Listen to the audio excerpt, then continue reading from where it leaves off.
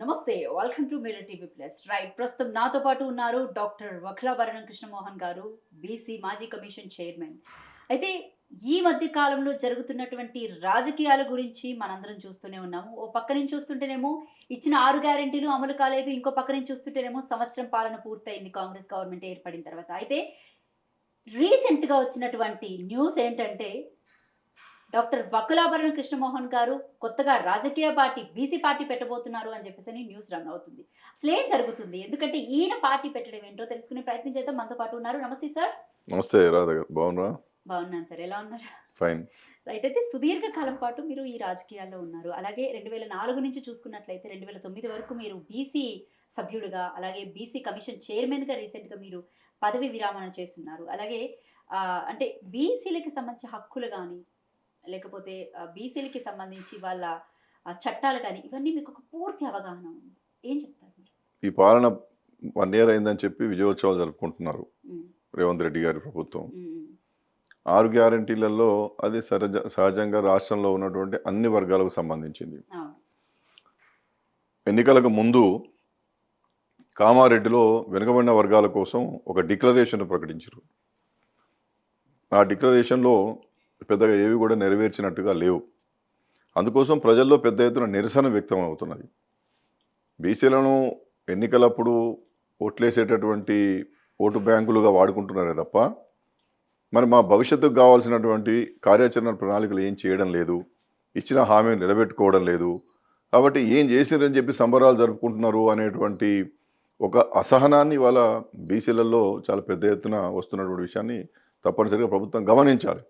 ప్రభుత్వం దగ్గర పెద్ద యంత్రాంగం ఉంటుంది, ఇంటెలిజెన్స్ విజిలెన్స్ వ్యవస్థ ఉంటుంది. కానీ ప్రజలు ఏమనుకుంటున్నారో కూడా చూడకుండానే విజయోత్సవాలు జరుపుకుంటున్నారు. ఇదొక ఆశ్చర్యకరమైంది, ఒక హాస్యాస్పదమైంది. రైట్. ఒక మాట చెప్పండి సార్. ఏం చేయలేదని విజయోత్సవాలు జరుపుకోవద్దు? ఏం చేసిరని చెప్పి జరుపుకుంటున్నారు ఏం నేను అంటున్నాను. చేయలేదను అని ఏం చేయలేదు.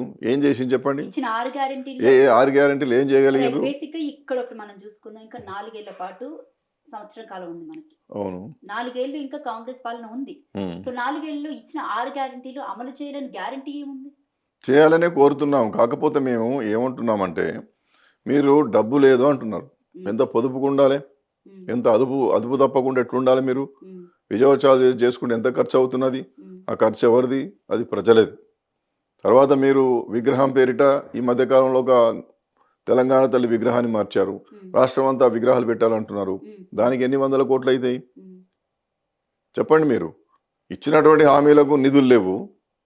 సకాలంలో అన్ని పూర్తి చేయడానికి ఇవాళ చాలామంది చిన్న చితక వాళ్ళు చేసినటువంటి పనులకు ఇంతవరకు నిధులు మంజూరు అవ్వడం లేదు. పథకాలన్నీ నిర్వీర్యం అయిపోయినాయి. హాస్టళ్లలో, రెసిడెన్షియల్ పాఠశాలలో ఫుడ్ పాయిజనింగ్తో పిల్లలు చనిపోతున్నారు. పోషక విలువల ఆహారం లేదు. వీళ్ళని నమ్ముకొని విదేశాలకు పోయి చదువుకుంటున్నటువంటి వాళ్ళకు ఓవర్సీస్ స్కాలర్షిప్ నిధులు లేవు. రెసిడెన్షియల్ పాఠశాలకు ఇవ్వాల్సినటువంటి నిధులు సకాలంలో సమృద్ధిగా రావడం లేదు. అక్కడ అరకొర వసతులు ఉన్నాయి. మాకు ఏం జ్ఞాపకం వస్తుంది తెలుసా? మేము ఒక చిన్నప్పుడు మా మా మిత్రులు మా వాళ్ళంతా కలిసి చదువుకున్న రోజుల్లో సంక్షోభానికి నకళ్ళు అని చెప్పి, నరకానికి నకళ్ళు ఈ సంక్షేమ హాస్టల్ అని చెప్పి మేము ఆనాడు స్టేట్మెంట్స్ ఇచ్చిన సందర్భాలు ఉన్నాయి. ఇవి మాలో ఇవాళ కనపడుతున్నాయి. కాగితాల మీద అన్ని చూపిస్తూ ఉన్నారు, నిధులు మాత్రం రావడం లేదు. కాబట్టి ఇంత తక్కువ చూడాల్సినటువంటి అవసరం ఇది. బలహీన వర్గాలను మరీ బలహీనపరుస్తున్నారు. ఊరికే అరచేతిలో వైకుంఠం చూపించి మేము ఏదో చేస్తున్నామని చెప్తున్నారు. పాలనకి బలహీన వర్గాలకు అసలు సంబంధం ఏంటి సార్? ఈ రాష్ట్రంలో ఉన్న 56% బీసీలు ఉన్నారు. మిగతా ఎస్సీ ఎస్టీ మైనార్టీలు కలిస్తే 80-90% ఉన్నాము. మరి బలహీన వర్గాలకు సంబంధం లేదంటే చేయాల్సిందే బలహీన వర్గాలకు. మీరు ఇచ్చిన హామీ నిలబెట్టుకోవడంలో మీరు పూర్తిగా వైఫల్యం చెంది డైవర్ట్ పాలిటిక్స్ చేస్తూ ఏదో ఇష్యూ తీసుకొచ్చి ఆ ఇష్యూ చుట్టే తిప్పుతున్నారు. మేము ఎందుకోసం అధికారంలోకి తీసుకొచ్చింది? ప్రజలకు మీరు ఇచ్చినటువంటి స్వచ్ఛమైనటువంటి ప్రజాపాలన ఏమిటని నేను అంటున్నా. అధికారంలోకి వచ్చారు, రాగానే మీరు ఏం చేసినారు? ప్రగతి భవన్ ముందు ఉన్నటువంటి ఆ ఇనుప కంచెలంతా తీసేసిర్రు. దాని ముఖ్యమంత్రి గారు చాలా గలంగా చూశారా, మేము కంచెలను కూలగొట్టినాం అన్నారు. గా కంచెలను కూలగొడితే ఏమున్నది? ఆడ మహాత్మా జ్యోతిబాపులే భవన్ అని పెట్టిర్రు. ఆర్జీలు ఇచ్చుకోమన్నారు. ఇచ్చినటువంటి ఆర్జీలు ఎన్ని పరిష్కారం చేశారు? మీకు ఎన్ని వచ్చినాయి? ఎన్ని పరిష్కారం చేశారు? ఉన్నవాటికే దిక్కులేదు. అంటే కాంగ్రెస్ ప్రభుత్వం ఏర్పడిన తర్వాత మొదటి 6 నెలలు మీరు ఎందుకు పెద్దగా స్పందించలేదు? ఎందుకు స్పందించాలి? ఇప్పుడు మీరు అన్నారు కదా సంవత్సరం అయిందని మీరే అంటున్నారు కదా. అవును. సంవత్సరం అంటే సంవత్సరం సంబరాలు జరుపుకుంటున్నారు కాబట్టి ప్రశ్నిస్తున్నాం.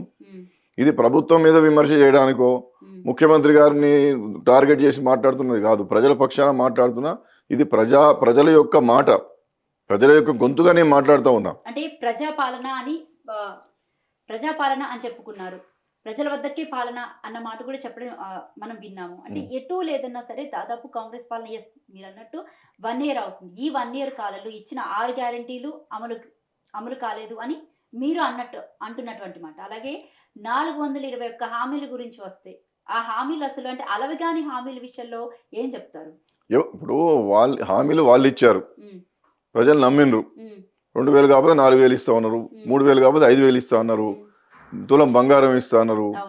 ఏవి మరి మీ 4000 పెన్షన్ ఎక్కడ పోయింది? ఎక్కడ పోయింది? తులం బంగారం ఏది? రైతు బంధు ఎన్ని రోజులు ఇచ్చారు మీరు? ఇప్పుడు 4-5 ఇన్స్టాల్మెంట్లు ఎగ్గొట్టిరు. ఇప్పుడు సార్ ఇక్కడ ఇవ్వు, ఫస్ట్ ఇచ్చిన తర్వాత మాట్లాడదాం. మీరు మొత్తం అన్ని దేవుళ్ళ మీద మొక్కి ఎక్కడ పడితే అక్కడ ప్రమాణం చేసి రైతు రుణం మాఫీ అన్నాడు. అందరికి వచ్చిందా? ఇవాళ నన్ను అడిగే ప్రశ్నలు గ్రామీణ ప్రాంతాల్లో పోయి మీరు మీ మిర్రర్ టీవీ వాళ్ళు మీరు ఊరికి పోవాలి, విజయారెడ్డి గారు అడుగుతారు కదా, మీరు కూడా పోండి, రాధా గారు మీరు అడగండి, ప్రజలను అడగండి. ఎక్కడైనా మీరు ఒక కూడలు చూసుకొని, ఒక మండల హెడ్ క్వార్టర్ పోయి ఒక కూడలను చూసుకొని ప్రజాభిప్రాయాన్ని సేకరించండి. దాని తర్వాత మళ్ళీ నన్ను విలువని నేను మాట్లాడతాను. నేను ఏ పార్టీ తరఫున వకాలతో పుచ్చుకొని మాట్లాడుతున్నాను. ఏం చెప్తారు మరి? రైతు రుణమాఫీ అంటే ఎన్నడూ లేని విధంగా రాజశేఖర రెడ్డి హయాంలో జరిగినటువంటి రుణమాఫీ మళ్ళీ ఇప్పుడు జరిగింది అని చాలా గర్వంగా చెప్పుకుంటున్నారు. అందుకోసమే నేను దాని మీద వ్యాఖ్యానం చేసుకోలే, నాకు దాని మీద ఉన్న పరిజ్ఞానం చాలా తక్కువ. అందుకే మీరే ప్రజల దగ్గర పోయి అడగండి, రైతులను పిలిపించి మాట్లాడించండి. ఈ రాష్ట్రంలో రైతులు సంతోషంగా ఉన్నారా? ఈ రాష్ట్రంలో ఎస్సీలు సంతోషంగా ఉన్నారా? ఈ రాష్ట్రంలో ఎస్టీలు సంతోషంగా ఉన్నారా? ఈ రాష్ట్రంలో బీసీలు సంతోషంగా ఉన్నారా? మైనారిటీలు సంతోషంగా ఉన్నారా? ముఖ్యంగా మొత్తం వెరసి ప్రజలు సంతోషంగా ఉన్నారా? వర్గీకరణకు సంబంధించి గౌరవనీయ సుప్రీంకోర్టు చెప్తే షమీం అఖ్తర్ గారి కమిషన్ అని వేశారు, ఇంతవరకు వర్గీకరణ కాలేదు, మొత్తం ఉద్యోగాలన్నీ కూడా నింపేస్తున్నారు. కాబట్టి ఇవాళ మీరు ఎవరిని గౌరవిస్తారు? ఎవరైనా ఏదైనా ఎత్తి చూపే ప్రయత్నం చేస్తే వారి మీద దాడి జరుగుతున్నది. ఇది కాదు కదా ప్రజాపాలన అంటే. ఏమిటి? ఒక మార్గదర్శకమైనటువంటి పాలన మీరు అందించాలి. అందిస్తున్నారా? అందించినప్పుడు ప్రజాపాలన ఎట్లయితుంది?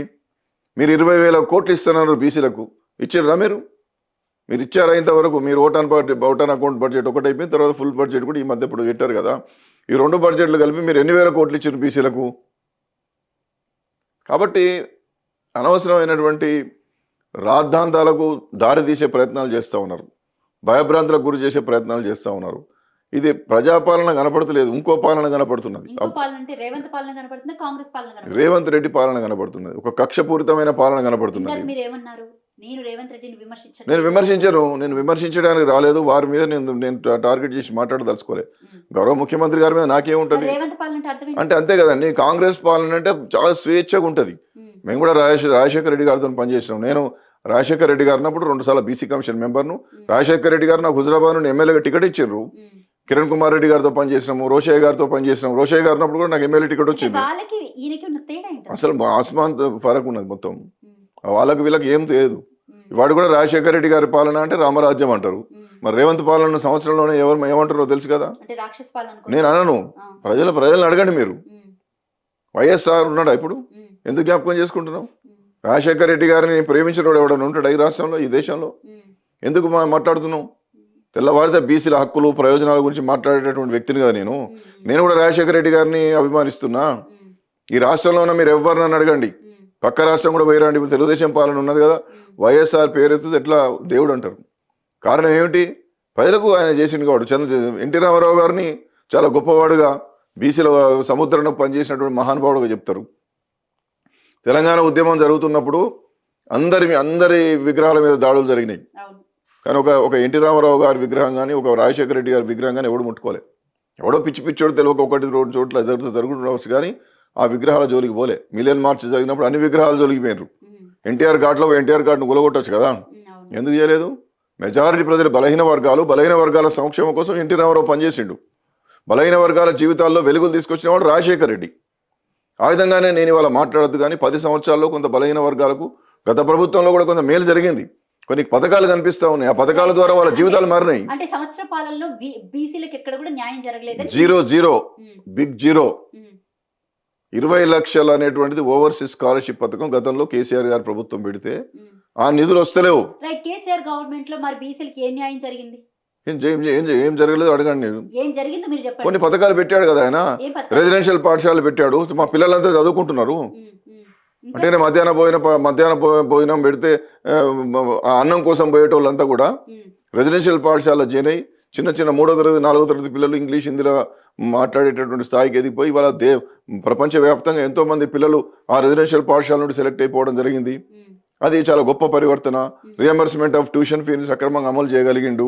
అంతేకాకుండా అనేకమైన పథకాలు, దళిత బంధు పథకం కావచ్చు, బీసీ బంధు పథకం కావచ్చు, అనేక స్కీమ్స్ ఎక్కువగా అందలేదు అన్నటువంటి చివరి దశలో వారు పెట్టినరు. దళిత బంధు 10 లక్షల రూపాయలు ఇవ్వడం అనేది గొప్ప విషయం కదా. అది అందరికి ఇవ్వకపోయినా పథకం పెట్టాలనే లక్ష్యం గొప్పది. మీరు SC ST component funds supply నిధులు ఉంటే ఆ నిధులు వచ్చినాక ఆ నిధులను ఇతర కార్యక్రమాలకు మళ్లించిన సందర్భాలను మనం చూసినాం. కానీ ఒక రాష్ట్ర ప్రభుత్వమే దళిత వర్గాల కోసం, బహుజన వర్గాల కోసం ఒక 10 లక్షల రూపాయలు ఒక్కొక్కరికి ఇచ్చేటటువంటి కార్యక్రమం పెట్టడం గొప్పది కదా. కొంతమంది విమర్శించారు, నేను మాత్రం విమర్శించాను. దళిత బంధు నేను స్వాగతించాను. ఆ విధంగానే కొంత బీసీ బంధు పథకం కూడా పెట్టే ప్రయత్నం చేసిండు. సరే, ఇవాళ వాళ్ళు రాకపోవచ్చు. అంటే నేనేమంటున్నా, మొత్తం బీసీ జాతిని మొత్తం సముద్ధరించిండు, ఎస్సీ ఎస్టీలను సముద్ధరించిండు నేను మాట్లాడాం. ఈయనకన్నా 200 వాళ్ళు నయం. ఏ పథకాలు పెట్టుకోండి అమలు చేయగలిగిండు ఆయన. 20 లక్షలు ఓవర్సీస్ స్కాలర్షిప్ ప్రపంచ భారతదేశంలో ఎక్కడ లేదు. బీసీ నినాదం ఈ రోజే మీరు కొత్తగా మాట్లాడుతున్నట్టయితే ఉంది. బట్ బేసిక్గా చూసుకున్నట్లయితే ఇది వరకు అంటే గత 2-3 నెలల నుంచి అటు ఆర్ కృష్ణయ్య మొదటి నుంచి బీసీ నినాదం మీదే ఉన్నారు. అలాగే తీన్మార్ మల్లన్న ఈ మధ్య కాలంలో ఆయన ఎమ్మెల్సీ అయిన తర్వాత బీసీ నినాదం ఎత్తుకున్నారు. అలాగే పునాల లక్ష్మయ్య కానీ, అంటే వీళ్ళంతా తెర మీదకి వచ్చారు కదా. నేను కృష్ణయ్య గారితో మొదటి నుంచి పనిచేసినామనే కదా. నేను 30 ఏళ్ళ నుంచి నాకు చరిత్ర ఉంది కదా ఈ రాష్ట్రంలో. నేను కొత్తగా ఎందుకు మాట్లాడుతున్నా? నేను బీసీ విద్యార్థి నాయకుడిగా కృష్ణయ్య గారు వారితో కలిసి పనిచేసిన. అంటే 2-3 నెలల క్రితం బేసిక్ గా బీసీ నినాదం ఎత్తుకున్న అటువంటి పర్సన్ మన తీన్మార్ మల్లన్న పెట్టినటువంటి సభల్లో మీరెందుకు కనిపించలేదు మరి? ఎవరు? నేను వారు నన్ను పిలిస్తే తప్పనిసరి పోతా. వారు నన్ను పిలవలేదు కదా. వారి మీటింగ్లు వారు పెట్టుకున్నారు, వారు చేసేది వారు చేస్తున్నారు. దాన్ని కూడా నేను స్వాగతించాను. మల్లన్న చేసేదాన్ని కూడా నేనేం పెద్దగా ఎప్పుడు వ్యతిరేకించలేదు. కృష్ణయ్య గారు కూడా చేస్తున్నప్పుడు వారు ఆహ్వానిస్తే తప్పనిసరిగా పోతున్నా. నేను ఆగస్టు వరకు బీసీ కమిషన్ చైర్మన్గా ఉన్నాను కదా. నాకు ఉన్నటువంటి పరిమితుల్లోగా నా వర్గాలకు నేను ఏం చేయగలిగానో అన్ని చేయించుకున్నాం. ఇవాళ నాకు అవకాశం వచ్చింది. అందుకని ఏ రాజకీయ పార్టీల జెండాలు మోయకుండా బీసీల జెండా కోసమే ప్రయత్నం చేయాలి, బీసీల సముద్రం కోసం పనిచేయాలని ఒక సమన్వయకర్తగా మళ్ళీ నేను ఉద్యమ పంథాలోకి వచ్చాను. అందుకోసమే కదా నేను మొన్న ప్రెస్ క్లబ్లో మేధోమదనం పెట్టడం జరిగింది అందరి సహకారంతో. దాని నుండి అనేకమైన నిర్ణయాలు తీసుకోబోతున్నాం. రాష్ట్రంలో బీసీలను రాజ్యాధికారంలోకి తీసుకుపోవాలి. వారి జనాభా ప్రకారం అన్ని రంగాల్లో వారికి వాటా రావాలి, సమానత్వం వారికి రావాలనేటువంటి ఒక ఆకాంక్షతో మేము పనిచేస్తూ ఉన్నాం. కాబట్టి ఏ పార్టీల కింద పనిచేయొద్దు, బీసీలను కూడగట్టుకొని ఒక రాజకీయ వేదిక నిర్మాణ దిశగా ప్రయత్నం చేయాలనేదే నా సంకల్పం.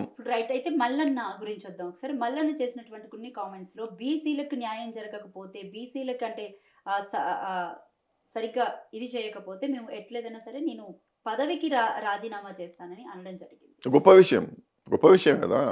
ఆ మాటలకు ఆయన స్టిక్ ఆన్ అవుతాడా, లేకపోతే ఆయన ఇంకేదైనా పదవి ఆశించి ఈ విధమైన మాటలు మాట్లాడుతున్నాడని అనుకోవచ్చా మనం? అంత లోతుగా మనం వారి మీద వ్యాఖ్యానించడం మంచిది కాదు. ఎందుకంటే already MLC, Congress party MLC, ఆయన మాట్లాడాల్సిన మాటలను కూడా మాట్లాడుతున్నాడు. తాను నిస్వార్థంగా ఈ అంశం మీద పనిచేస్తున్నా చెబుతున్నాడు. ఆ విధంగా ఎవరు పోయినా పనిచేస్తున్నారు. అంతే కదండి. ఇప్పుడు కాకపోతే ఎట్లా, ప్రజలంతా నన్ను విశ్వసిస్తున్నారు కదా. ఇప్పుడు కాంగ్రెస్ ఎమ్మెల్సీ అయిపోయిండు. ఎమ్మెల్సీగా అయిన తర్వాత ఇంకేం కావాలి? ఓ మంత్రి కావాలని మంత్రి కోసం మంత్రి అంటే ఉల్టా తిడుతూ అవుతారా? రేవంత్ రెడ్డి గారి దగ్గర పోయి భజన చేస్తే అవుతాడు. కానీ రేవంత్ రెడ్డిని కూడా తిడుతున్నాడు కదా. దాని బ్లాక్మెయిల్ ఎందుకు అవుతుంది? ఆయన క్రెడిబిలిటీ పోదా? ఆయన కూడా క్రెడిబిలిటీ ఉంటుంది కదా సొసైటీలో. కాబట్టి దానిలో ఇక పెద్దగా గొప్పగా ఆయన ఏదో చేస్తున్నారని మనం అనుకునే కంటే కూడా నేను అనుకునేది ఏంటంటే, మా తీన్మార్ మల్లన్న గారైనా ఆర్ కృష్ణయ్య గారైనా వారు ఏ పార్టీలలో ఉండనివ్వండి, ఇంకా ఉద్యమాలు చేస్తున్న పెద్దలందరూ కూడా ఒక బలమైనటువంటి బీసీ ఉద్యమ రాజకీయ నేపథ్యానికి పునాదులు వేస్తున్నారని నేను అనుకుంటాను. వారితో పాటు నేను కూడా కలిసి ఆ పద్ధతిలోనే ముందుకు పోవాలని నేను అనుకుంటా ఉన్నాను. రైట్. అయితే గతంలో రేవంత్ రెడ్డి పొన్నాల లక్ష్మయ్య మీద చేసినటువంటి వ్యాఖ్యలు ఒక బీసీగా ఉండి అయినా బీసీలకు కాంగ్రెస్ పార్టీలో పెద్దపీట వేయడం జరిగింది. అయితే ఆ టైంలో ఈయన టీపీసీసీ ప్రెసిడెంట్ అయిన తర్వాత ఎలక్షన్స్ టైంలో ఉమ్.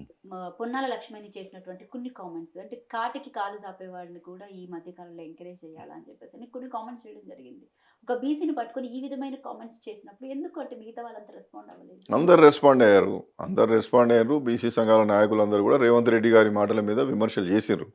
అయితే రేవంత్ రెడ్డి గారి స్టేట్మెంట్ ఒక స్టేబుల్ స్టేట్మెంట్ కాదు. ఉమ్, అంటే వాళ్ళు మాట్లాడాడు, ఉమ్, మరి పోచారం శ్రీనివాసరెడ్డిని ఎందుకు పట్టుకపోయాడు? ఉమ్, ఉమ్, ఇంకా పెద్ద నాయకులందరినీ కూడా ఎందుకు, కేశవరావు గారిని ఎందుకు తీసుకుపోయాడు? ఉమ్, కేశవరావు గారి కన్నా పెద్ద ఆయన పొన్నాలక్ష్మి కాదు కదా, వయసులో కేశవరావుగా పెద్దోడు కదా, అవును, మరి అప్పుడు వర్తించాయా?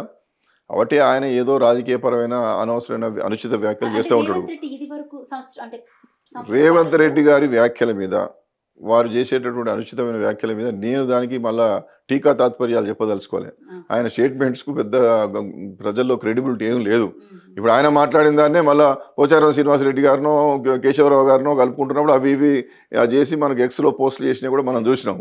కాబట్టి ఇప్పుడు పొన్నాల లక్ష్మయ్య గారికి వర్తించిన మాటలు కేశవరావు గారికో పోచారం శ్రీనివాసరెడ్డి గారికో మరొకరికో వర్తించాయా?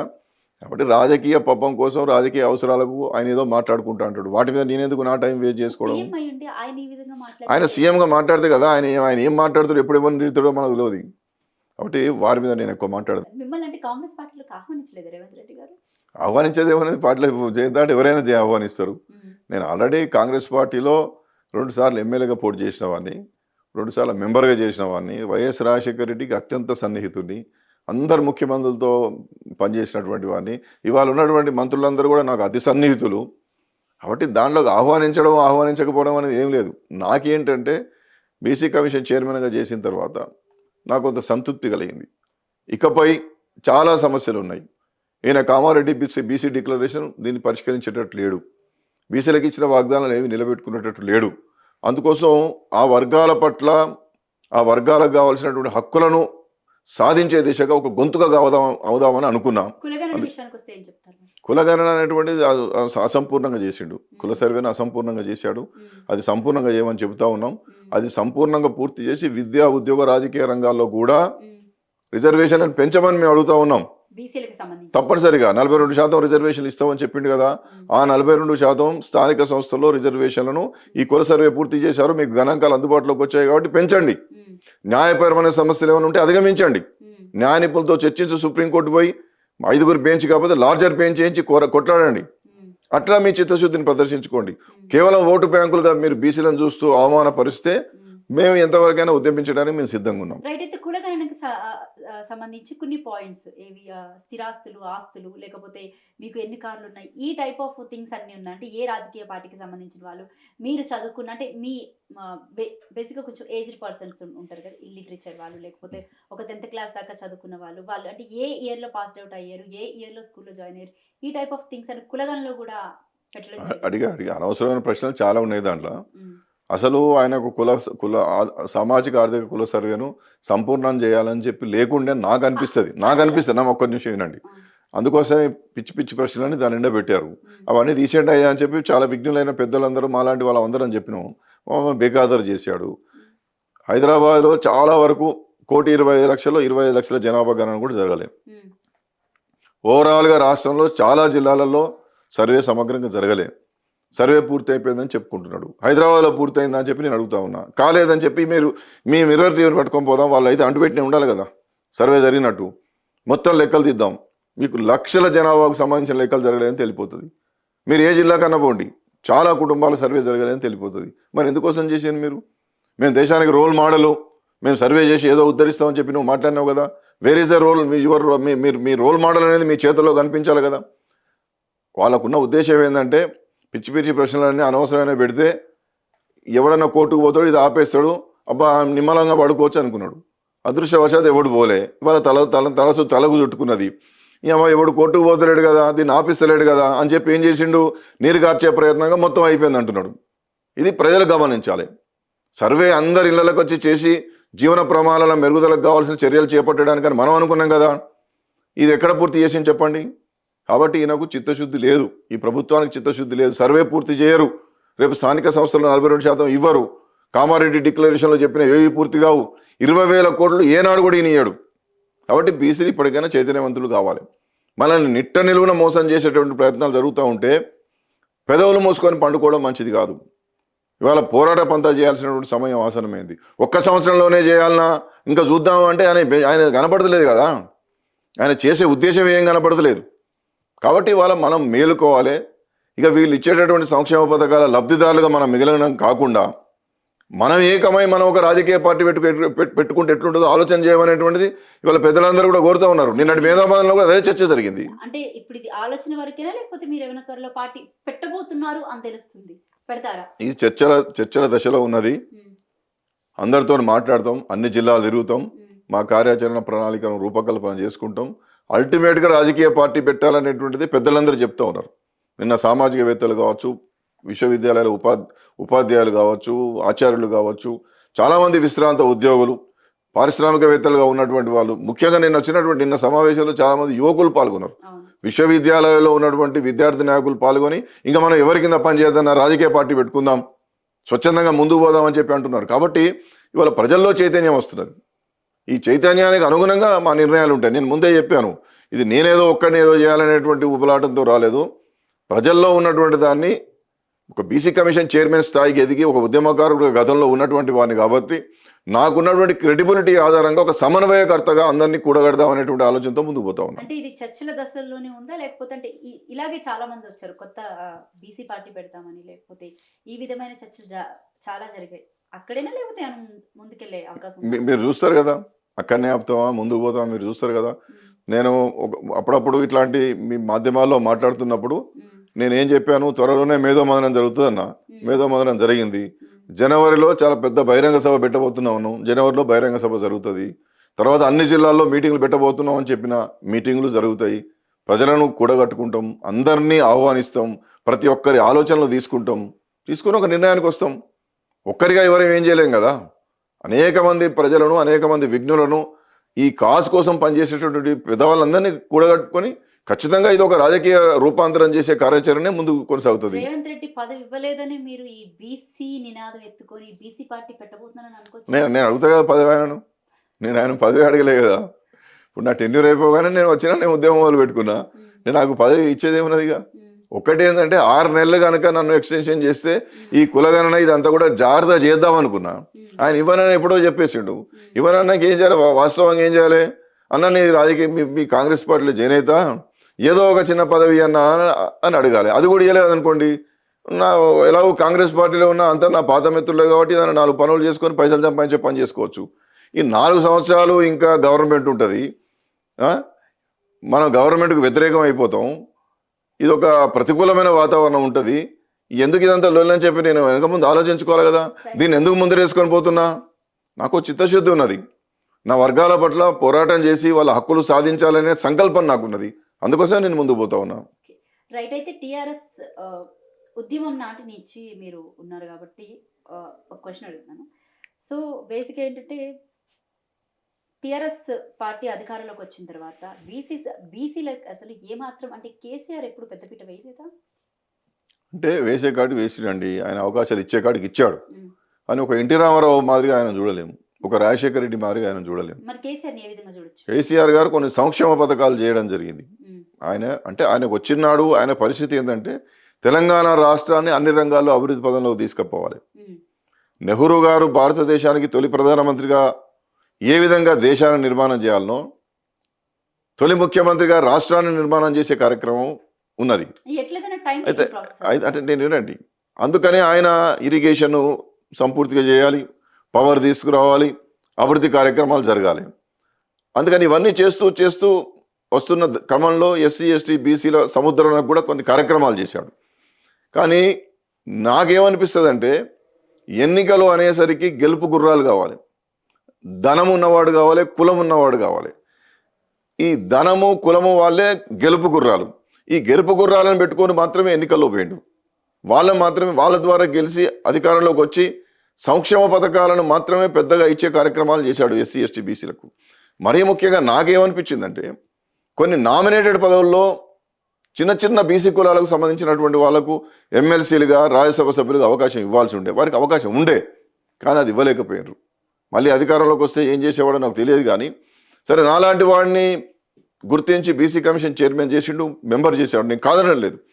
కానీ సంచార విముక్త జాతులు ఉన్నాయి.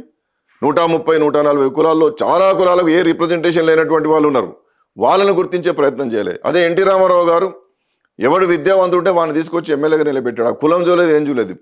బీసీలను తీసుకొచ్చి ఎమ్మెల్యేలను చేశాడు, ఎమ్మెల్సీలను చేశాడు, రాజ్యసభ సభ్యులను చేశాడు, లోకసభ సభ్యులను చేశాడు. అలాంటి ఒక సామాజిక చైతన్యపూరితమైనటువంటి అలాంటి ఒక బహుజన రాజ్య స్థాపన దిశగా కేసీఆర్ గారు ప్రయత్నం చేయలే. అది చేస్తే ఇవాళ ఈ పరిస్థితి వచ్చేది కాదు. అందుకని ఆయన కూడా ఇవాళ సింహావలోకనం చేసుకోవాలి. బీఆర్ఎస్ పార్టీ కూడా నేను చేసే సూచన ఏంటంటే, మీరు బహుజన వర్గాలను వదిలేసారు కాబట్టి ఇవాళ ఓడిపోయారు. బహుజన వర్గాలను ఉద్ధరిస్తామని చెప్పి ఇవాళ ఆయన అధికారంలోకి వచ్చాడు. ఎందుకంటే కామారెడ్డి బీసీ డిక్లరేషన్ చేశాడు, ఎస్సీ డిక్లరేషన్ చేశాడు, ఎస్టీ డిక్లరేషన్ చేశాడు, పేద ప్రజలను ఉద్ధరిస్తామనేటువంటి అనేక హామీలు ఇచ్చాడు. అందువల్ల ఇవాళ ఆయన అధికారంలోకి వచ్చిండు. ఇవాళ ఈయన ఏం చేయలేకపోతున్నాడు, ఈయన వైఫల్యం ఎదుగుతున్నాడు. కాబట్టి నేను అధికారంలోకి వస్తా అంటే అది తప్ప. మళ్ళా ఇవాటి కూడా మీరు పార్టీలో సమూలమైన మార్పులు తీసుకురావాలి. ఎస్సీ ఎస్టీ బీసీలలో ఉన్నటువంటి ఇప్పటివరకు అవకాశం రానటువంటి వారికి పార్టీలో ఉన్నతమైన అవకాశాలు ఇవ్వాలి. రేపు పొద్దున ఏమైనా నామినేటెడ్ పదవులు ఎమ్మెల్సీలు కానీ రాజ్యసభ కానీ మీకు ఏమైనా వచ్చేది ఉంటే ఎస్సీలకు కానీ బీసీలకు కానీ ఇవ్వాలి. మీరు అవకాశాలు లేనటువంటి వాళ్ళకి మీరు ఇవ్వాలి. అట్లా ఇవాళ కేసీఆర్ గారు తన పార్టీ తన యొక్క నిబద్ధతను చాటుకోవాల్సినటువంటి అవసరం ఉన్నది. నాకు మాత్రం రేవంత్ రెడ్డి మీద ఎలాంటి నమ్మకం లేదు. ఉన్నతమైనటువంటి అవకాశాలు ఇచ్చే అవకాశం ఉన్నా ఉద్యమకారులను బాగా పార్టీ కోసం పనిచేసినటువంటి వాళ్ళకి ఎలాంటిది ఇంతవరకు దిక్కులేదు. ఒక అద్దంకి దయాకర్ లాంటి నిబద్ధత కలిగిన నాయకుడికి ఈ రోజు వరకు ఏ పదవి లేదు. ఒక బెల్లయ్య నాయకుడు లాంటి ఒక ఉన్నతమైనటువంటి గిరిజన నాయకుడికి ఒక కార్పొరేషన్, చిన్న గిరిజన కార్పొరేషన్ చైర్మన్ ఇచ్చాడు.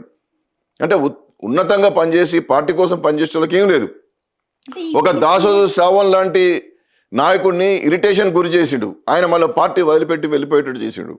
కాబట్టి ఈయన ఎస్సీ ఎస్టీ బీసీల సముద్రానికి ఈయన ఏం పనిచేయడు. రాజకీయంగా ఎదగడానికి ఈయన సహకరించాడు.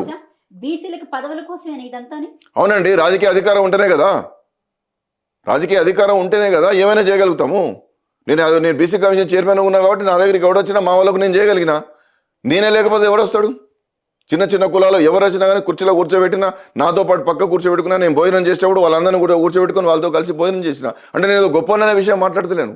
వాళ్ళ బిడ్డని ఇక్కడ కూర్చున్నా కాబట్టి మావాడు ఉన్నాడని చెప్పి నా దగ్గరికి వస్తే ఆ విధంగా గౌరవించిన. ఈ చిన్న చిన్న కులాల నుండి, బీసీ కులాల నుండి, ప్రతి కులం నుండి ఒక ఎమ్మెల్యేనో ఒక ఎమ్మెల్సీ ఒక రాజ్యసభ ఉంటే అనేకమైన సమస్యలు పరిష్కారం చేయడానికి ప్రతినిధిగా వాళ్ళు నిలబడతారు కదా. నువ్వు అవకాశం ఇవ్వకపోతే ఎట్లా? రేవంత్ రెడ్డి మీద నమ్మకం లేదు అన్నారు, మరి కేసీఆర్ మీద నమ్మకం ఉందా? నేను కేసీఆర్ ఇప్పుడున్న అధికారంలో ఈయన ఉన్నాడు కాబట్టి నేను అంటున్నాను, ఆయనను పద్ధతి మార్చుకోమని ఆయనకు చెప్తున్నాను. ఆయన ఓటమి గల కారణాలను చూసుకోవాలి కదా. వారు ఇప్పుడు విశ్రాంతి తీసుకుంటున్నారు. కేటీఆర్ గారు, కవిత గారు, హరీష్ రావు గారు చాలా క్రియాశీలంగా ఉన్నారు. ఇవాళ నేను ఏమంటున్నానంటే, ఆనాడు తెలుగుదేశం పార్టీ బీసీల పార్టీ అని ఎట్లా చెప్పుకున్నదో ఇవాళ మీరు బీఆర్ఎస్ పార్టీ బీసీల పార్టీ అని చెప్పుకోగలుగుతారా? చెప్పుకోవాలి. చెప్పుకుంటే మీరు చెప్పుకోవడం కాదు, ప్రజలు చెప్పుకోవాలి. వాళ్ళు చెప్పుకుంటే కాదండి. అందుకని నేనేమంటున్నా, గత చేదు అనుభవాలను నెమరు వేసుకొని సంస్కరించుకోవాలి. ఇవాళ ఒక గొప్ప అవకాశం వచ్చింది. బీజేపీ పార్టీ ఆ దిశగా నిర్ణయాలు తీసుకుంటుందని నేను అనుకోవడం లేదు. రేవంత్ రెడ్డి తీసుకోవడం అనేటువంటి స్పష్టమైపోయింది. ఇవాళ ఇంతో అంతో సంక్షేమ కార్యక్రమాలు పెట్టి కొంతవరకు రాజకీయ అవకాశాలు కల్పించినటువంటి గుర్తింపు కేసీఆర్ గారికి ఉన్నది. కానీ ఆనాడు ఉన్నటువంటి ఆయన బాధ్యతలు వేరు. ఈ రాష్ట్రాన్ని పునర్నిర్మాణం చేసి అభివృద్ధి పదంలోకి తీసుకువెళ్ళేటటువంటి ఒక బృహత్తరమైనటువంటి బాధ్యతను ఆయన మీద పెట్టుకున్నాడు కాబట్టి ఎక్కువ చేయలేకపోయాడు కావచ్చు. మళ్ళీ ఈనాడు అధికారం వస్తే చేసేవాడు కావచ్చు. కానీ ఇవాళ నేనేమంటున్నానంటే, పార్టీని పూర్తిగా సమూలంగా సంస్కరించి పార్టీలో ఈ యొక్క బహుజన వర్గాలకు పెద్దపీట వేయాలని చెప్పి నేను కోరుతా ఉన్నాను. అప్పుడు మీకు అవకాశం వస్తుంది. అంతేకాకుండా ఇవాళ మేమేమనుకుంటున్నామంటే, ఇవాళ కాంగ్రెస్ పార్టీ మాకు న్యాయం చేయదు రేవంత్ రెడ్డి ఉన్నంతకాలం. బీఆర్ఎస్ పార్టీ అధికారంలో లేదు, బీజేపీ పార్టీ అధికారంలో ఉన్నా ఈ రాష్ట్రంలో ఒరుగుతున్నది ఏం లేదు. అందుకోసం కేవలం వాళ్ళు ఇచ్చేటటువంటి హామీల కోసమో వాళ్ళు ఇచ్చేటటువంటి పథకాల కోసమో ఎదురు చూసే కంటే కూడా అందరం సంఘటితమై ఒక రాజకీయ పార్టీని కనుక మనం పెట్టుకోగలిగితే, ఈ డబ్బులకు, ఈ మద్యానికి, ఇతరత్ర తాయిలాలకు మనం భయపడకుండా మనం కేవలం మన రాజ్యాధికార లక్ష్యం దిశగా కనుక ముందుకు పోతే ఖచ్చితంగా మనకు అధికారం వస్తుంది. ఆ దిశగా వాళ్ళు ఆలోచించామని చెప్పి ప్రజలను చైతన్యవంతం చేసేటువంటి దిశగా మేము ముందుకు పోతా ఉన్నాం. మరి చూడాలి, భవిష్యత్తులో ప్రజలు ఆశీర్వదించి కలిసి వస్తే తప్పనిసరిగా సక్సెస్ అవుతాం. ప్రభుత్వంలో చూసుకున్నట్లయితే బీసీలకు నిజంగానే పెద్దపీట వేశాడని చెప్పాలి. ఎందుకంటే పద్మారావు గౌడ్కి డిప్యూటీ స్పీకర్ ఇవ్వడం జరిగింది. మీకేమో బీసీ కమిషన్ చైర్మన్ కూడా ఇవ్వడం జరిగింది. అలాగే కొంతమంది బీసీలకి నిజంగానే పార్టీలో పెద్దపీట వేసినట్టే ఉంది కదా. నేనేమంటున్నానంటే ఒక పద్మారావు గౌడ్కో, ఒక శ్రీనివాస్ గౌడ్కో, ఒక స్వామి గౌడ్కో, ఒక కృష్ణమోహన్కి ఇస్తే కాదు. చాలా కులాలకు, చాలా కులాలకు 130 కులాల్లో నేనేమంటున్నా, మీరు గెలుపు గుర్రాలు అనేటువంటిది ఒకటి పెట్టుకున్నారు కాబట్టి నిలబడే దాంట్లో వాళ్ళని పెట్టుకోండి. నిలబడి ఎన్నికల్లో గెలిచే దాంట్లో ప్రత్యక్ష ఎన్నికల్లో వాళ్ళకి పెట్టండి. గెలుపుతో సంబంధం లేనటువంటి లేదా నామినేటెడ్ పదవులన్నా అన్ని కులాలకు అవకాశం కల్పించాలి కదా, సమన్యాయం చేయాలి కదా. మీరు సమన్యాయం చేయలేదు కాబట్టి ఈ పరిస్థితి వచ్చింది. ఇప్పటికైనా నిర్ణయాలు మార్చుకొని అందరిని దగ్గర తీసుకుంటే భవిష్యత్తు ఉంటుంది. ఏ రాజకీయ పార్టీ అయినా సమాజంలో ఉన్నటువంటి అన్ని వర్గాల పక్షాన ఉంటేనే అభివృద్ధి చెందుతుంది. ఇవాటికి కూడా ఈ చంద్రబాబు నాయుడు అనేటువంటి నిలబడగలుగుతున్నాడంటే బికాస్ ఆఫ్ బీసీస్. చిన్న చిన్న కమ్యూనిటీస్ కూడా గొప్ప అవకాశాలు వచ్చినాయి. అది గమనించరా? రాజశేఖర రెడ్డి గారు కూడా అనేక మంది చిన్న చిన్న కమ్యూనిటీస్కి అవకాశం ఇచ్చాడు. బీసీలు అంటే కనిపించే 4-5 కులాలే కాదు కదా, 140 కులాలు ఉంటాయి. ఒక్కొక్క కులాన్ని వాళ్ళ రిప్రజెంటేషన్ ఏంది, విద్యా ఉద్యోగ రంగంలో వాళ్ళు ఎట్లా ఉన్నారు, రాజకీయ రంగంలో వాళ్ళు ఏమైనా ఉన్నారా, ఆర్థికంగా నిలబడగలుగుతున్నారా, వాళ్ళ జీవన స్థితిగతులు ఏ విధంగా ఉన్నాయని చెప్పి ఒక అధ్యయనం చేసి వారి జీవన ప్రమాణాలు పెంచడానికి, వారిని అభివృద్ధి పదంలోకి తీసుకురావడానికి ప్రయత్నం చేద్దా. అది గతంలో కొంత తగ్గింది కాబట్టి వాళ్ళు అట్లయినరు. ఈయన ఏం చేస్తలేడు కాబట్టి గొప్ప అవకాశం వచ్చింది. మేమేమనుకుంటున్నాం అంటే ఈ రాజకీయ పార్టీల మీద ఇంకా మనం నమ్మకం పెట్టుకునే దానికంటే కూడా మనమే ఏకమై ఒక రాజకీయ పార్టీగా రూపాంతరం చేస్తే ఎట్లుంటుందని చెప్పి మేము ఆలోచిస్తా ఉన్నాం. అంటే ఎస్, మీరు అన్నది కరెక్టే కావచ్చు. కాకపోతే ఈ రాజకీయ పార్టీ ఏదైతే పెడతారో అది వచ్చే ఎన్నికలకి రెడీ అవుద్దని అనుకోవచ్చా? ప్రయత్నం మొదలైందమ్మా, ప్రయత్నం మొదలైంది. పెద్దలందరూ కూడా కలిసి వస్తున్నారు. ఏదైనా కానీ చిన్నగానే మొదలవుతుంది. బహుజన సమాజ్ పార్టీ ఆరంభమైనప్పుడు కాన్షీరామ్ గారు అసలు ఆయన ఎవరిని తెలియదు. భారతదేశంలో ఒక్క వ్యక్తి కూడా తెలియనటువంటి వ్యక్తి కాన్షీరామ్ గారు, మాన్యవర్ కాన్షీరామ్. బహుజన సమాజ్ పార్టీని పెట్టాడు, పెద్ద రాజకీయ పార్టీగా రూపాంతరం చెందింది. మాయావతి గారు 4 సార్లు ముఖ్యమంత్రి అయ్యారు. డబ్బు కావాలి, అలాగే అన్నీ అవుతాయి. అదే చెప్తున్నాను నేను అదే అంటున్నా. నేనేమంటున్నా, నేను కాన్షీరామ్ గారిని ఎందుకు ఆదర్శంగా తీసుకున్నా, ఒక్క రూపాయి లేకుండా ఉత్తరప్రదేశ్లో అధికారంలోకి రాగలిగారు. అప్పుడు రాజకీయాలు వేరు. ఇప్పుడు కూడా అఖిలేష్ యాదవ్ అయినా, నితీష్ కుమార్ అయినా, లేకపోతే మిగతా పార్టీలైనా పెద్ద పార్టీ అభ్యర్థులు పెద్ద ఖర్చు పెట్టరు. ఇక్కడ వీళ్ళు డబ్బులు మాయం చేసి పాల్సింది దీనంతా, ఈ రాష్ట్రాన్ని, ఆ పక్క రాష్ట్రాన్ని, ఈ రాష్ట్రాన్ని. అంటే ప్రజలలో చైతన్యం పెరిగితే డబ్బు చుట్టే రాజకీయం తిరుగుతుందని అనుకుంటున్నారు మీరు. అది పోవాలి, అది పోతుంది. ఒక ఓటు, ఒక నోటు, వాడే నోటు ఇవ్వాలి, వాడే ఓటు వేయాలి. నీ ఓని నువ్వు గెలిపించుకునే రాజ్యం రావాలంటే, నీ జీవన ప్రమాణాలు పెరగాలంటే, నీ స్థితి మారాలంటే నీ ఓని నువ్వు గెలిపించుకో. ఆ సమయం రాబోతున్నది, ఆలోచన చేసుకోనేటువంటి ఒక చైతన్య ప్రబోధవంతమైనటువంటి ఆలోచనతో ఇవాళ ఉద్యమం రాబోతున్నది. రాజకీయ పార్టీ అంటే డబ్బులతో పెట్టేది కాదు, ఇది ప్రజలు పెట్టుకునే పార్టీ. ఇది మీరు ఇన్ని మాటలు మాట్లాడుతున్నారు. పక్క నుంచి చూస్తుంటే కాంగ్రెస్ ప్రభుత్వంలో బీసీలకు కూడా మంచి పొజిషన్స్ వచ్చినట్టు ఉన్నాయి. అటు కొండా సురేఖకేమో ఎండోమెంట్ మినిస్ట్రీ ఇచ్చారు. అలాగే ఇటు మన ఈయన బల్మూరి వెంకటకేమో చూస్తున్నట్లయితే ఇక్కడ బల్మూరి వెంకట మహేష్ కుమార్ గారికి టీపీసీసీ ప్రెసిడెంట్ ఇచ్చారు. సో వాళ్ళు కూడా అంటే ఎంతో కొంత పెద్దపీట వేసినట్టే కదా. మహేష్ కుమార్ రేవంత్ రెడ్డి కన్నా సీనియర్. ఇవాటోడా మేము చదువుకునే రోజు నుంచి ఎన్ఎస్యూ అధ్యక్షుడు. సురేఖ ఆల్రెడీ వారు సురేఖ అట్లా అది కాదు. పొన్న ప్రభాకర్ వెరీ సీనియర్ లీడరు. పొన్న ప్రభాకర్ ఎన్ఎస్యూ నుంచి ఉన్న లీడరు. మహేష్ కుమార్ గారు ఎన్ఎస్యూ నుంచి ఉన్న లీడర్స్. వాళ్ళు పార్టీని పట్టుకొని వాళ్ళు pillars of the party. Surekha గారు సుదీర్ఘమైన రాజకీయ జీవితం. వాళ్ళ వల్ల పార్టీకి లాభం జరుగుతుందని చెప్పి ఇచ్చారు. అంతేగాని వారికి అవకాశం ఇచ్చింది ఏం లేదు. వీళ్ళంతా కలిసి రేవంత్ రెడ్డికి అవకాశం ఇచ్చారు. రేవంత్ రెడ్డి అనేటోడు ఎక్కడో ఎవరు తెలియదు. సరే ఆయన తిరిగిండు, ఏదో మాటలు చెప్పిండు, అధికారంలో తీసుకొచ్చిండు అని వీళ్ళు అనుకుంటారు. వీళ్ళందరికీ దీనిలో సీనియర్ ఎవరు? ఉత్తమ్ కుమార్ రెడ్డి సీనియరు, జానారెడ్డి గారు సీనియరు, కోమటిరెడ్డి గారు సీనియరు. కోమటిరెడ్డి లాంటి వాళ్ళు తెలంగాణ కోసం పదవులను వదిలిపెట్టుకున్న వాళ్ళు. పొన్న ప్రభాకర్ ఎంపీగా విశేషంగా కృషి చేసిండు, తెలియదు ఏమున్నది. మహేష్ కుమార్ గౌడ్ మొత్తం జీవితం అంతా దానిలో పనిచేసిండు. ఇంకా నేను కొత్తగా 4-5 టీవీలలో మాట్లాడినా మళ్ళా చెప్పాల్సి వస్తుంది. పార్టీ కోసం బాగా పనిచేసినటువంటి వాళ్ళకు సరైన పదవులు ఇస్తలేడు ఆయన. ఇప్పుడు నా స్థానంలో గోపిశెట్టి నిరంజన్ గారికి ఇచ్చారు, మున్నూరు కాపు సామాజిక వర్గం. ఆయన 40 ఏళ్ళ నుంచి పార్టీని పట్టుకొని ఉన్నాడు. 40 ఇయర్స్ ఆయనకు రాజ్యసభ సభ్యుడు ఇవ్వాలి, ఆయనకు నామినేటెడ్ పదవి ఇచ్చాడు. సరే, బీసీ కమిషన్ చైర్మన్ చాలా మంచి పెద్ద పదవి. దాని అర్థం ఏం తెలుసా మీకు? బీసీ కమిషన్ చైర్మన్ అయితే ఇక మళ్ళీ గాంధీ భవన్కి ఆయన పోవద్దు. ఎందుకంటే కండువా కప్పుకొని తిరగరాదు కదా, క్వాసి జ్యుడిషియల్ బాడీ కదా. మళ్ళీ రాజ్యసభలో ఎమ్మెల్సీ అడగద్దు. అంటే గోపిశెట్టి నిరంజన్కు మేలు చేసిండా నష్టం చేసిండా మీరే చెప్పండి. ఐఏఎస్ అధికారులు చూసుకుందాం, 2-3 టీవీలలో చెప్పినా మళ్ళీ మీకు చెప్తానా. బుర్రా వెంకటేశం గారు Telangana BC senior IAS officer, chairman చేసారు. ఆయన ఏం కావాలి చెప్పండి మీరు. సీనియర్ ఐఏఎస్ ఆఫీసర్ ఈ రాష్ట్రానికి ఏమవుతాడు? చీఫ్ సెక్రటరీ కావాలి. చీఫ్ సెక్రటరీ కావాల్సిన ఏం చేసిండు? పబ్లిక్ సర్వీస్ కమిషన్ చైర్మన్ చేసిండు. అంటే బీసీలకు పెద్దపీట వేస్తుండా, అవకాశాలు రాకుండా చేస్తుండా? మహేష్ కుమార్కు మంత్రి ఇవ్వాలి, ఇచ్చిండా? పిసిసి అధ్యక్షుడు అంటే గొడ్డు చాకరీ చేస్తుడు. అది అంటే నేనేమంటున్నా, ఇవ్వాల్సినటువంటి పదవులు ఇవ్వకుండా ఇగో బీసీలకు మేము ఏమేమి చేస్తున్నాం అని చెప్పి చూపిస్తున్నాడు. అద్దంకి దయాకర్ గురించి అడుగుతున్నా. అద్దంకి దయాకర్ ఒక చిన్న పదవి ఇంతవరకు ఎంత నమ్ముకొనున్నా నిన్ను, ఎంత బలమైన నాయకుడు, ఒక దళిత బిడ్డ, ఎందుకు ఇవ్వవు నువ్వు పదవి? ఇట్లా ఎన్ని రోజులు తిప్పుకుంటావు నువ్వు? ఒక చైర్మన్ కూడా ఇవ్వలే, ఒక మంత్రి ర్యాంక్ చైర్మన్ ఇస్తే ఏమవుతుంది ఆయనకు? నిన్ను నమ్ముకున్న అద్దంకి దయాకర్కి ఏం దిక్కులేదు. ఇక నువ్వు ఎస్సీ ఎస్టీ బీసీ మొత్తం అందరిని ఉద్ధరిస్తావు అంటే ఎవరు నమ్ముతాడు? రైట్. అయితే సార్, రీసెంట్ గా జరుగుతున్నటువంటి ఇష్యూస్ కొద్దాం ఒకసారి. అల్లు అర్జున్ కేసు విషయానికి వస్తే ఏం చెప్తారు? ఎందుకంటే అల్లు అర్జున్ భుజం మీద గన్ పెట్టి పేలుస్తున్నట్లేదు. ఇప్పుడు డైవర్ట్ పాలిటిక్స్ అని నేను ముందే చెప్పిన. అవును, ఇక వాటి మీద ఎక్కువ మాట్లాడడం నాకు ఇష్టం లేదు. నేను లగచర్ల ఇష్యూలో కూడా ఇదివరకు ఏదో టీవీలో మాట్లాడిన, ఒక 2-3 టీవీలలో. నేను ఏమంటున్నానంటే, ఒక పరిణతి, ఒక పరిపక్వతతో పాలన కొనసాగడం లేదు. ఇక ఆయన ఇష్టం వచ్చినట్టు చేసుకుంటాడు.